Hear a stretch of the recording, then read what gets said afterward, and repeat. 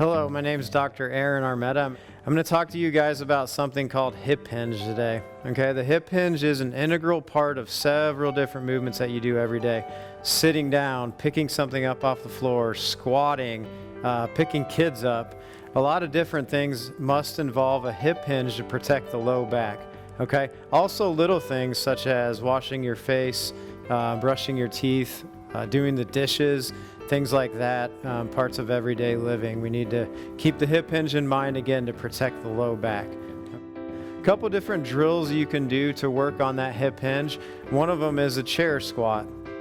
And this is going to be the same as sitting down and standing up, but I'm going to teach you a way to do it that you might not have thought about or might not be doing on your own currently. So the hip hinge chair squat, you're going to have your feet about shoulder width apart. Some people like them a little further apart. All you're going to do is stick your butt back as it goes down. Notice my low back is completely flat right now. So back and down till your butt taps the chair, and then you're going to stand right back up. Notice how I have my arms out in front. That kind of gives me some balance. Some of you guys might need to do that. Some might be able to do it with their hands down at their side. But hands out front for balance. Again, reach that butt back and down, taps the chair, stand right back up. And then in everyday life, when you're sitting down, think in your mind and make it a habit to do a hip hinge. Butt back and down, I'm sitting. When I go to stand up, instead of just rounding my back and standing up like that, I'm going to hip hinge forward and then I'm going to stand. So that's the hip hinge chair squat. The next thing I'm going to talk to you about is just picking something up. It also involves a hip hinge. So let's say I have an object on the ground right here.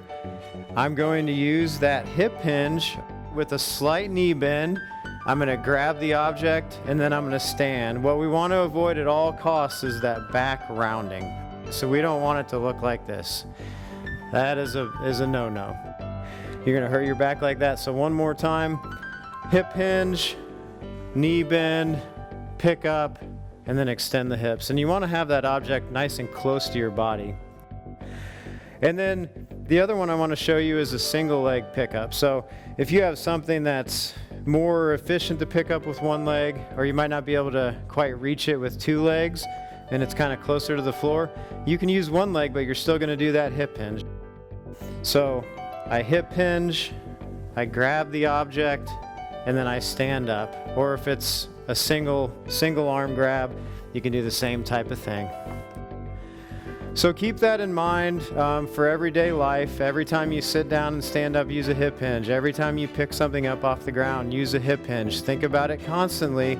When you do stuff enough consciously and make it a pattern, it becomes subconscious. So you'll do it without even thinking about it. And that'll be a way to protect your low back. Thank you.